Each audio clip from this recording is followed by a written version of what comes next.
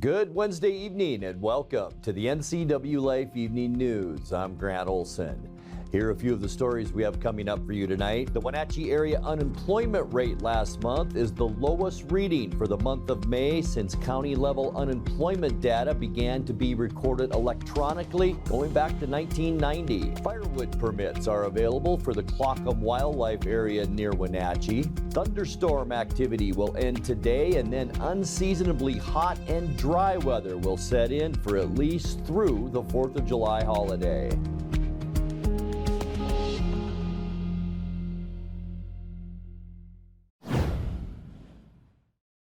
The Methow fire, which posed a threat to neighborhoods above Squilchuck Road last night, was held to 150 acres and considered largely under control today. Authorities put containment at around 70%, and crews from Wenatchee Valley Fire and partner agencies patrolled the perimeter throughout the night. 6 different fire agencies helped battle the 3-alarm blaze, which caused level 2 evacuation warnings for scores of homes, and that was around South Methow Street and Pitcher Canyon. Aircraft from Wenatchee Fire, the DNR, and the U.S. Department of Land Management carried out aerial water drops to slow the fire. A state mobilization was authorized, but ultimately no statewide resources from outside the valley were needed for the response.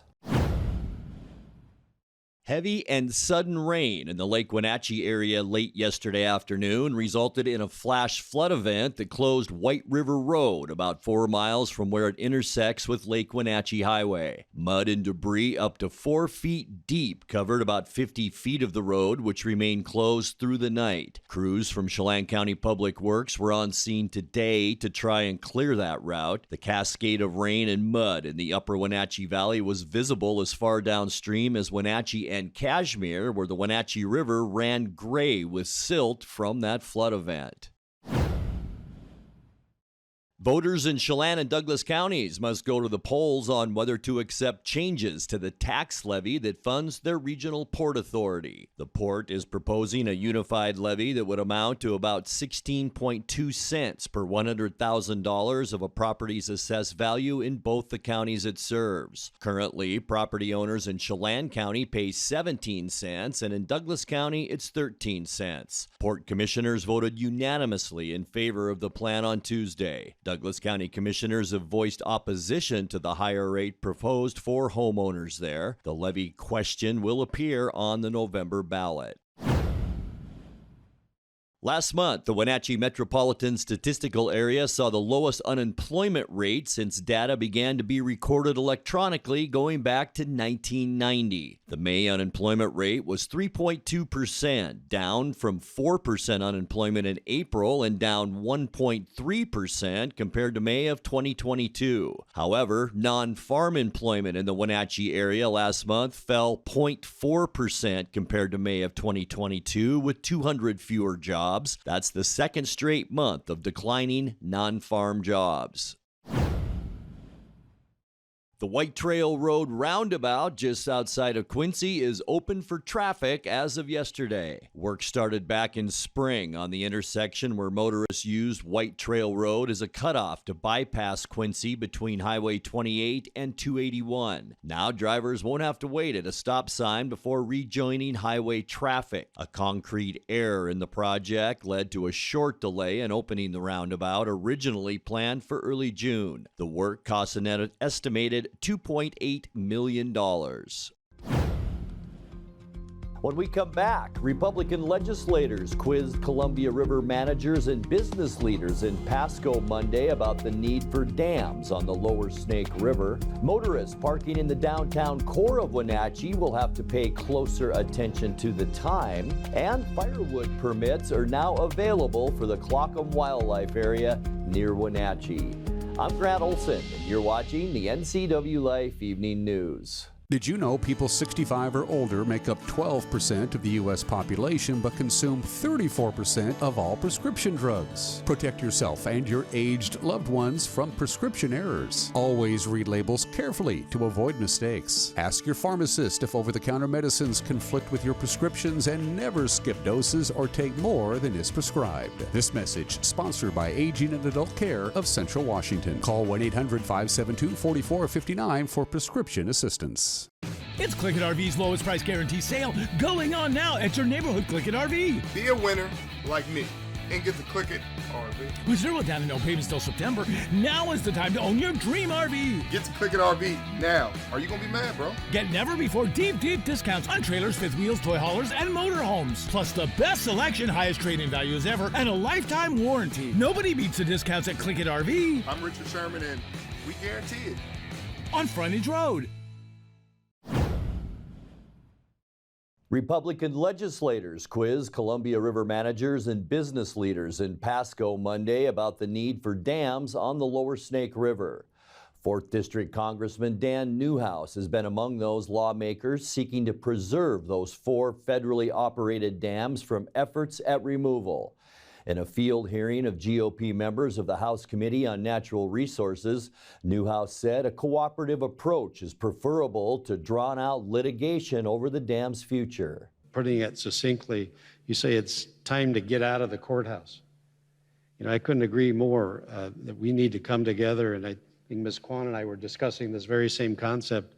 If we look just a little bit north, the Yakima River Basin Enhancement Project I think, truly exemplifies bringing diverse interests and opinions together around one table and working together to come up with solutions. And it seems to me that this is way beyond time that we do that here in the Columbia and Snake River basins. I'm of the school of opinion that the benefits far outweigh the negative aspects of these dams, and that we need to do all we can to make them work for people and for fish. Motorists parking in the downtown core of Wenatchee will have to pay closer attention to the time. On Thursday, the Wenatchee City Council approved an ordinance shortening the time limits on parking from 3 hours down to 2. It also makes it easier for the city to change parking limits in the future. Administrative Services Director Laura Gloria said the change, which takes effect August 1st, was requested by the Wenatchee Downtown Association. The request was to help with turnover. There's lots of folks who are maybe overstaying their time, or there's been issues where employees are parking there long term. So the hope is to change it down to 2 hours to have it still be accessible for folks who want to come in downtown, have a bite to eat, do a little shopping. But again, it's supposed to keep that turnover going in for all the stores downtown. And then at the same time, we started to look at all of our parking codes, and in an effort to streamline them, we also have some additional recommendations in this ordinance. The first one is to give the Public Works Director, in consultation with the Chief of Police and as approved by the mayor, the ability to make future changes to parking limits. Right now, we would come to City Council with an ordinance or resolution that can be a little clunky sometimes to keep track of them. It can also take a little extra time, and when there are safety needs, we need to be able to move with that quickly. Firewood permits are available at the Clock Wildlife area near Wenatchee. The available wood is a result of a health treatment by the Washington Department of Fish and Wildlife to restore forest health, reduce fuel loads, prevent wildfire, and defend against insect outbreaks in the area. Permittees can cut and haul up to 5 cords of firewood, and harvesters can cut from slash piles or downed wood, but gathering firewood from standing trees is prohibited. The 30 available permits are available on a first-come, first-served basis, and selected applicants will have until October 2023 to gather that firewood. Interested applicants should complete a firewood permit that you can find on the Washington Department of Fish and Wildlife website and mail it to the department's South Central Region office in Yakima. Coming up next in tonight's feature story, at his last meeting as interim superintendent, Bill Eagle presented an update to the Wenatchee School District Board on a site for a new softball field. Warmer today with unseasonably hot temperatures coming our way for at least the next 10 days. I'll have all the details in your complete North Central Washington weather forecast. That and much more still to come tonight. Please stay with us. Enjoy the sounds of summer from your very own pool and spa. Blue Lagoon is now scheduling pool installations for this summer. Call today to schedule a free consultation for a custom San Juan fiberglass pool. And let the experts at Blue Lagoon handle the construction, installation, and regular maintenance. Turn your boring backyard into vacation paradise this summer with industry-leading San Juan pool. No need to go off the deep end. Relax knowing you're in great hands with Blue Lagoon Pool and Spa.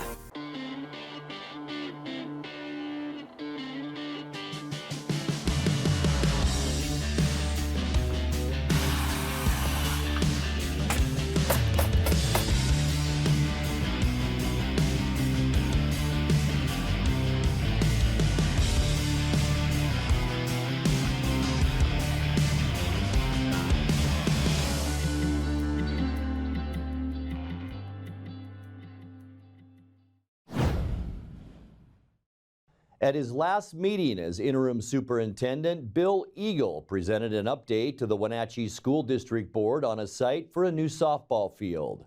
The need for a softball field comes after a Title IX complaint alleged unequal treatment between male and female athletes, and the district set aside $4 million to resolve the complaint.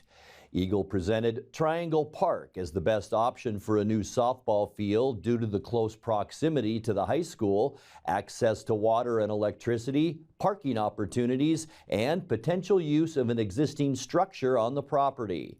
In tonight's features story, Eagle went over the potential plans for the field and the need to make sure the area will work for other community uses as well. This is in an upper corner of the park. This location actually was the site of a field in the past.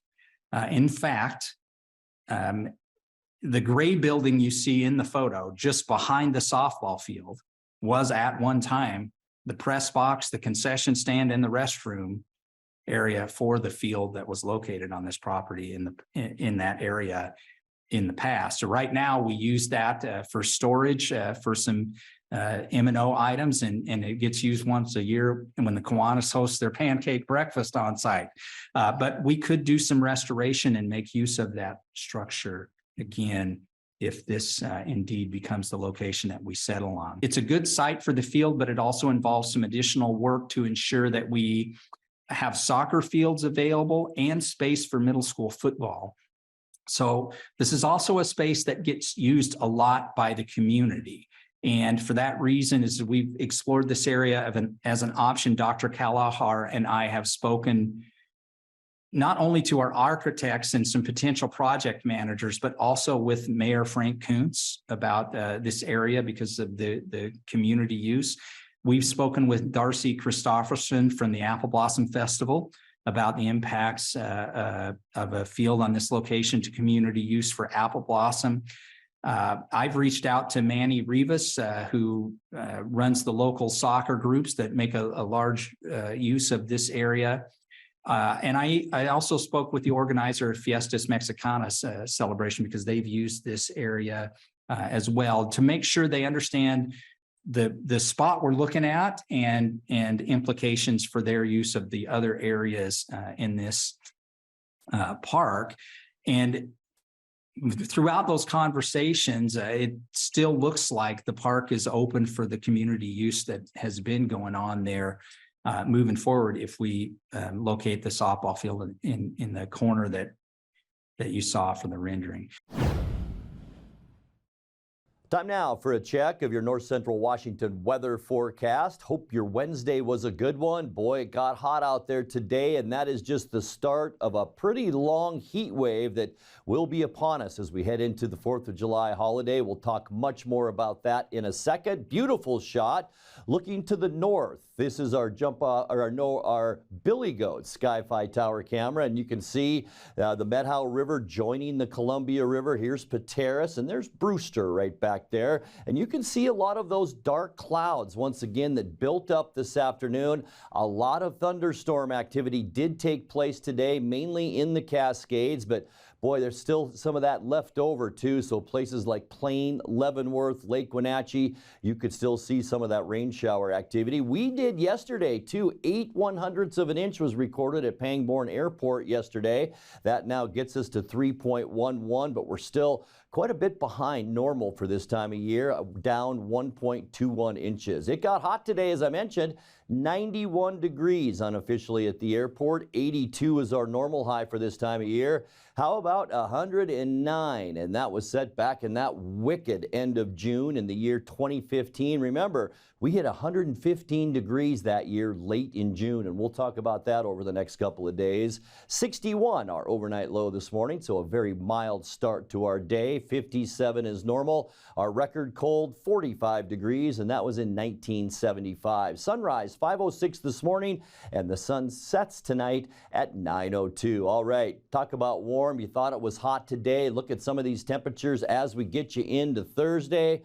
96s for Quincy, Ephrata, and Moses Lake in the Columbia Basin. We'll almost be there. 95 for Wenatchee, also Chelan, 96 up in Omak, and even cool Lake Wenatchee, almost 90 degrees for an afternoon high temperature tomorrow. The thunderstorms are going to go away, and then we're just going to get dry and hot. Tonight, we'll see mostly clear skies, a large base high pressure out in the Pacific, another one in southwestern Montana, keeping all of our skies pretty much clear tonight.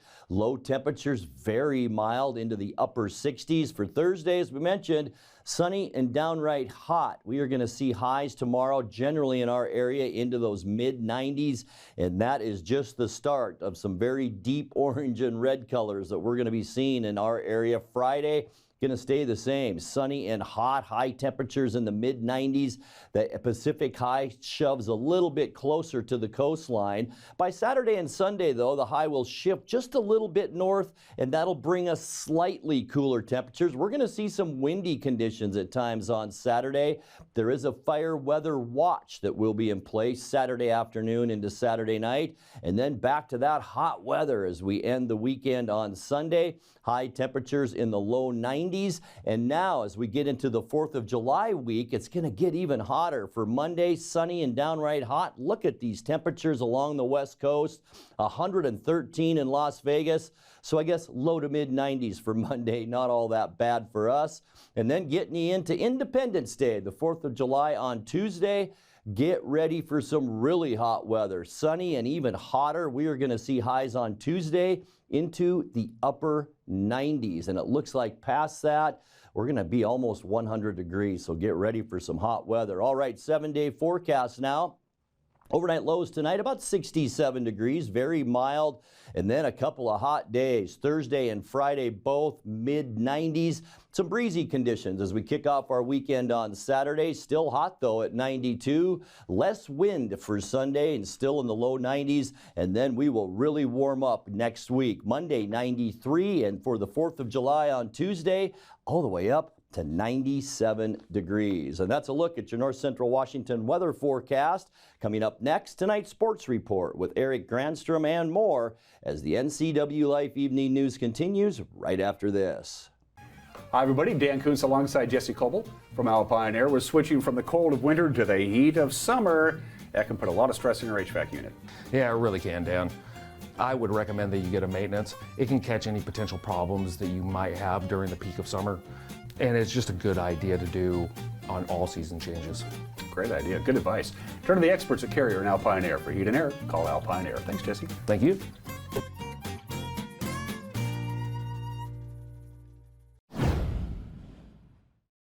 The Mariners had too many missed opportunities in an 11-inning loss to Washington last night by a final of 7-4. M's led 4-3 in the 9th. Paul Sewald gave up a game-tying home run. Then in the 10th, Seattle had the bases loaded with nobody out, couldn't score a run. With the wind clearly out of their sails for the Mariners, Washington played at 3 runs in the 11th and went on to win it. 2 out, runners first and second for the Mariners, bottom of the 9th. Short center, Vargas is there to make that grab. And we will go to extra innings here in Seattle. It's got service in that Mariners dugout. They'll settle for any kind of run. 1 out, bags packed, tied, bottom of the 10th inning. Check swinging the ball away, and strike 3, says the umpire at first. Hernandez could not hold. Next up, Cale Raleigh. If they don't take advantage of this situation, they're going to be kicking themselves. Check swing, ground ball back to Weems. He's got it. He'll underhand to first, and he has survived. Weems is fired up. 2 out, runners second and third, and Lane Thomas the batter. Lane Thomas, right field corner. It'll drive in 2. The Nats' best hitter saves the day again. Here's Luis Garcia standing in now. And this one has a chance to sneak through. Coming around is Thomas. And the Nationals lead 7-4. And Garcia is called out at second. And he scores. Brendan Miller pointing it home. He scored. He scored. 2 out, a runner at third. Bottom of the 11th inning. The Nationals leading 7-4. And the Nats are going to win it as the last 2 Seattle batters do not take the bats off of their shoulders. Seattle was 0 for 10 on the night with runners in scoring position. Manager Scott Servais says that is definitely a game they'll look back on as one they should have won. You know, throughout the course of the season, you play so many games, and every year, you know, you look back and there's games that you absolutely should have won, and they're there to win, and for whatever reason, you don't win them, and they hurt. You know, we certainly had chances. You can go through all the different things that happened throughout the game. It ultimately come down to, you know, we had guys out there. We failed to execute and get them in. Having the opportunity there in the 10th inning after some guys really did a nice job pitching throughout the night. I thought, you know, Brian Wu wasn't quite as sharp. It's going to happen once in a while. But to keep us in the game there at 5 innings, I thought the bullpen threw the ball really well. We should have won the game. There's no ifs, ands, or buts about it. And we've had that game happen to us a couple times here at home in extra innings. And it's something that, you know, we've prided ourselves on being really good in those spots, and we haven't been this year. We got a little anxious. There's no question. You got the bases loaded, and, you know, there were some pitches to hit. But overall, I think guys, you know, got a little anxious. You get anxious, and you want to make it happen so bad. You foul pitches off that you should put in play, or you swing at some pitches you shouldn't swing at. And ultimately, in those moments, you know, you got to take a deep breath, relax, let the game come to you, and we have failed to do that. Seattle had a day game today, and it was not a good start as the first 4 batters of the game struck out for the Mariners.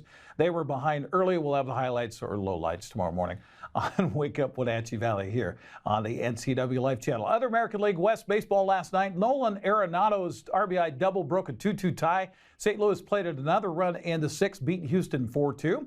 Texas got back on the winning track as Ezekiel Duran and Adolis Garcia hit bookend home runs in a 5-run 8th inning. Rangers beat Detroit 8-3. Shohei Ohtani, man, he's a one-man wrecking crew. He hit 2 home runs at the plate, and he struck out 10 on the mound as he led the Angels over the White Sox 4-2. Ohtani leads all of baseball with 28 home runs and is now 7-3 on the season pitching. Seth Brown and Josh Donaldson each hit solo home runs as the A's held back the Yankees 2-1. Los Angeles leapfrogged Houston into 2nd place in the American League West, 5 games behind Texas. Mariners remain in 4th place, 9.5 games back of the Rangers. Well, the Wenatchee Wild are out with their 2023-24 regular season schedule. Wenatchee will make its debut in the Western Hockey League on home ice at the Town Toyota Center on Friday, September 22nd against the Portland Winterhawks. They'll follow that up with a game against the defending WHL champion Seattle Thunderbirds on Saturday, September 23rd. Wenatchee's first road trip will be the following weekend at Everett, Kelowna, and Vancouver. Wild return home October 20th against Vancouver. They'll also see Brandon and Kamloops in town that weekend. For more on the Wild schedule and how to get tickets for the exciting upcoming season in the Western Hockey League, go to WenatcheeWildHockey.com. We also have a direct link to their schedule on our website.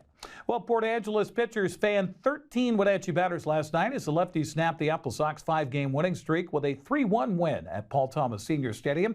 Game began with a sudden windstorm blowing out to right field, which helped Port Angeles score its 3 runs of the game on 2 home runs.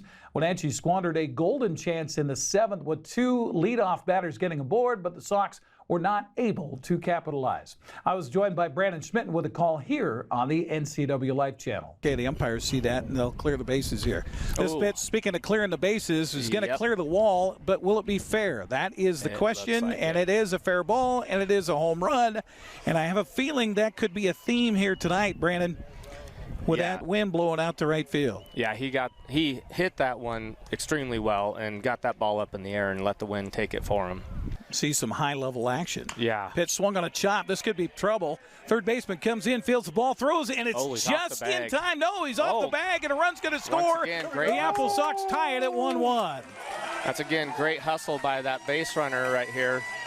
Not accepting the one base, but forcing it. Frankie Carney was wheeling and dealing from second base. No matter what happened, he was going to cross home plate, and as it turns out, I think they'll give him an infield single for Boyd. Pitch by Gore is on the way, swung on and look out. That is a ball well hit to right field, and that is, without a question, a 2-run jack here by Choi. Yeah, there was no doubt about that one. Yeah, right fielder Ty Kennedy barely even feigned a look at that one. So Choi with the home run. By the way, that is his first in league play this year. The second home run of the night by the lefties, and now they lead it 3-1. So he will give up the hit, and the Apple Sox hoping he does so right here. As scoring to bunt, now the runner caught between third and home, and is he out? He called him out. He called him out, says the base umpire. And it was a show of a bunt, so he's asking for help by the not even a safety squeeze. That runner from third was breaking. So squeeze play not pulled off successfully by Wenatchee. 5 of the hits have come from this part of the order. The pitch swung on a fly ball to right center, and that is going to be tracked down by Mayer in right field, and that will do it here for the ball game. Apple Sox get a runner aboard. They bring the tying run to the plate in the ninth, but no, it would be Port Angeles to snap the 5-game winning streak for Wenatchee with a 3-1 win here at the ballpark. Frankie Carney was 3 for 4 and scored Wenatchee's only run. Reeve Boyd collected 2 hits, driving in the Apple Sox only run. Game 2 of that 3-game set for tonight, 6:35 at Paul Thomas Senior Stadium. You can hear the game with our friend Joel Norman on radio at Sunny FM. Other West Coast League play, Bellingham won at 6 straight by downing Edmonton 10-3. Anthony Kadama led the way for the Bells, going 3 for 4 at the plate with 2 runs and 2 RBI. Gavin Napier's sacrifice fly in the bottom of the 10th gave Kelowna a 5-4 walk-off win over Victoria. The Falcons tied it in the 9th to send it to extra innings on Kyle Corso's solo home run. Devin Hernandez and 2 other Yakima Valley pitchers held Nanaimo to a 5-hit shutout as the Pippins beat the Night Owls 11-0. Jace Phelan led Yakima Valley at the plate, going 3 for 4 with 2 runs and 4 RBI. Jack Mecho's RBI double in the 5th snapped a 2-all tie, and Portland went on to beat Kamloops 4-2. Ethan Hott's walk-off RBI single in the bottom of the 9th capped a 2-run rally for Corvallis as the Knights beat Springfield 3-2. Carter Gaston and 2 relievers combined on a 3-hitter as Cowlitz defended its home field against Walla Walla 7-1. Richfield's Jackson Nicholas scored the game-winning run in the bottom of the 11th on a balk as the Raptors topped Bend 2-1. Now, Bellingham's lead in the West Coast League's North Division is now 2 games after the Bells won and the Apple Sox lost last night. Victoria slipped to 3 games back as the chase for the first half title reaches a climax next week. That's a look at sports news. I'm Eric Granstrom. Have a happy Wednesday. It's that time of the year again. Every time we have the 4th of July celebration here, let's have a blast at Walla Walla Plant Park. We talked to the head pyrotechnic gal who knows what she's doing, and you've got a big show planned for us on Tuesday the 4th, don't you? We do. We're going to be firing alongside the Wenatchee Big Band again. Going to be firing back on the island, our favorite place to shoot from, and just very excited to once again light the sky up for the Valley. So it's going to be a great time. The lovely Ms. Boggs on the next edition of Wake Up Wenatchee Valley. And that will do it for our newscast tonight. For more on these stories and other news from around North Central Washington, you can find us on Facebook or our website at NCWLIFE.com. And remember, if you see news happening, we'd like to hear from you. You can send us an email at news@NCWLIFE.com or give us a call at 888-6295. I'm Grant Olson. Thanks so much for being with us and have a great night.